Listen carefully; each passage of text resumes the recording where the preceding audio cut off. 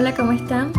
Mi nombre es Milena Rojas. Hoy hablaremos del libro Forma y Diseño de Luis Kahn, el cual empieza con la siguiente pregunta de un joven arquitecto. Sueño con espacios maravillosos, espacios que surgen y se desarrollan fluidamente, sin comienzo ni fin, hechos de un material continuo, blanco y oro. ¿Por qué cuando trazo la primera línea sobre el papel, tratando de fijar el sueño, este resulta desmerecido? Es entonces donde Kahn nos responde a la pregunta planteada por este joven arquitecto. Para ello, fija la separación entre pensamiento, sentimiento y explica su idea sobre el proceso creador del arquitecto. Pero ¿quién es Luis Isador Kahn? Este nació el 20 de febrero en 1901 en Estonia. Emigra a Estados Unidos, donde se instala en Filadelfia. Desde 1920 a 1924 estudia en la Escuela de Bellas Artes de Pensilvania y en 1924 obtiene su título de arquitecto. Dedicaría unos años a colaborar con diversos colegas, sobre todo en obras de carácter residencial. Fue profesor en universidades como Massachusetts, Cambridge y Pensilvania. Para comenzar, es difícil conocer la naturaleza de las cosas, la voluntad de ser del edificio que se va a proyectar.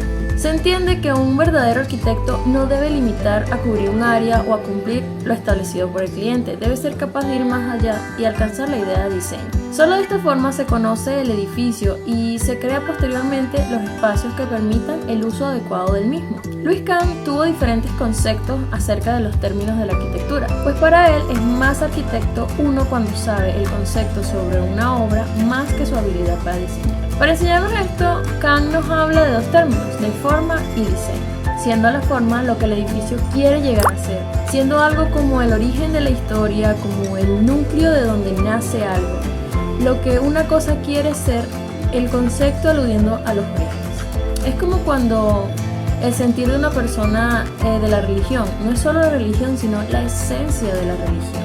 La mente se abre a la comprensión. Cuando hablamos de comprensión es la combinación del pensamiento y del sentir.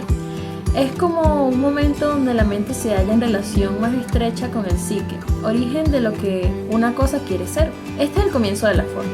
La forma implica una armonía de sistemas, un sentido de orden y la forma no tiene figura ni dimensión. Por ejemplo, una cuchara. El concepto de cuchara se caracteriza por una forma que posee dos partes inseparables, el mango y la parte cóncava. El diseño es específico y está hecho de plata, de madera, es grande, pequeña o profunda.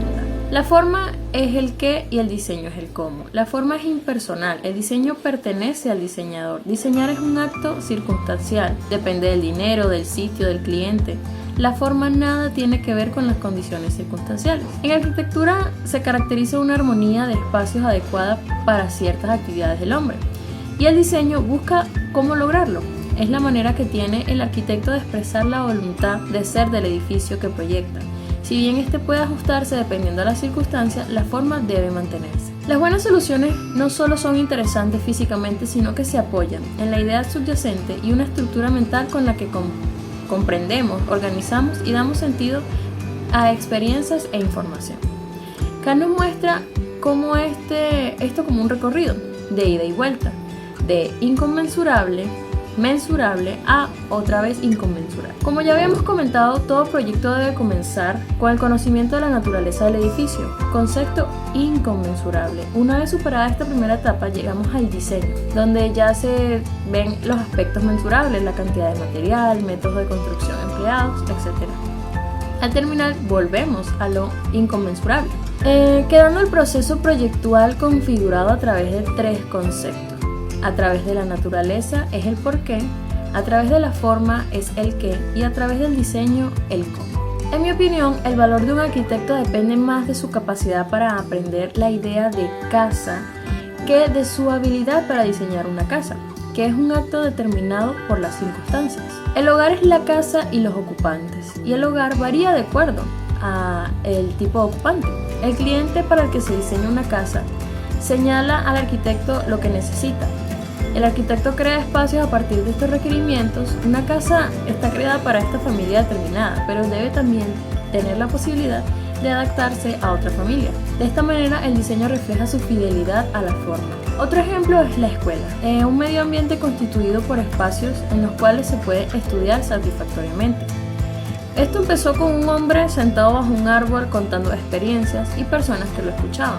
Les había resultado útil a algunas personas la presencia de este hombre y aspiraron que sus hijos también escucharan a un hombre semejante, y pronto surgieron los espacios necesarios y aparecieron las primeras escuelas. La aparición de la escuela era inevitable porque formaba parte del deseo del hombre. Nuestros vastos sistemas educativos, ahora institucionalizados, surgieron de esas pequeñas escuelas, pero el espíritu de sus comienzos se ha olvidado un poco. Las aulas uniformes, los corredores con sus armarios y el resto de las dependencias están dispuestos por el arquitecto en procura de una respuesta supuestamente funcional, que no exceda límites métricos ni presupuestos que son impuestos por las autoridades. Estas escuelas, aunque agradables, son pobres en arquitectura porque no reflejan el espíritu de ese hombre que enseñaba bajo el árbol. Sin embargo, todo el sistema de escuelas que siguió aquel comienzo no hubiese sido posible si el comienzo mismo no hubiera estado en armonía con la naturaleza del hombre. Es probable que la voluntad del ser de la escuela existiera mucho antes que el hombre sentado bajo el árbol. Es bueno para la mente volver a los comienzos, porque el comienzo de toda actividad estable del hombre en su momento más maravilloso es en el que se encuentra todo su espíritu y toda su riqueza. Es en el donde buscamos constante inspiración para resolver nuestras necesidades actuales. Además señala que la línea que une los términos de forma y diseño no se mueve en un único sentido, pues el diseño también puede ayudar a la concepción de la forma. Esta doble vía establece una fuente constante de estímulo. El diseño debe seguir estrechamente esa voluntad, por lo tanto un caballo pintado a rayas no es lo mismo que una cebra. Es necesario respetar las leyes hasta el final. Cuando el edificio pasa a ser algo vivo, evoca cualidades que son nuevamente inconmensurables. El diseño, en cuanto implica cantidades de ladrillos, método de construcción y de cálculo, ha finalizado. El espíritu del ser del edificio ocupa entonces su lugar. Para terminar, hablaremos un poco del libro Estereotomía y Topología de Lucas Pérez. Este libro deriva de la tesis doctoral del autor. En la misma se incorporan los conceptos de la geometría topológica en la proyección arquitectónica. Se trata de un fenómeno creciente en la práctica profesional vanguardista, que carece aún de herramientas metodológicas sistematizadas. Con estos fundamentos se desarrolla un instrumento de configuración formal denominado estereotomía topológica. La estereotomía es una modalidad de configuración que el hombre emplea desde su origen. Y la topología es una de las ramas más jóvenes de la matemática, que trata de las propiedades de continuidad y equivalencia de la forma y los sistemas, independientemente de los aspectos cuantitativos o dimensionales. La conjunción de ambos términos deriva en una subcategoría de la estereotomía tradicional que desarrolla lógicas específicas de la composición y de procesos proyectuales. Los principios topológicos aplicados al diseño arquitectónico provocan la generación de especialidades continuas, entrelazadas y fluidas, donde el arquetipo suelo es protagonista para la producción de paisajes topomórficos. Esta obra plantea claves concretas y detalladas para el desarrollo de la exploración académica y trabajos profesionales, pudiendo transferir los contenidos a otras disciplinas de diseño. En la caja de descripción le dejaré links o los libros porque en verdad está muy interesante y vale la pena leerlo. Gracias por escuchar y nos vemos luego.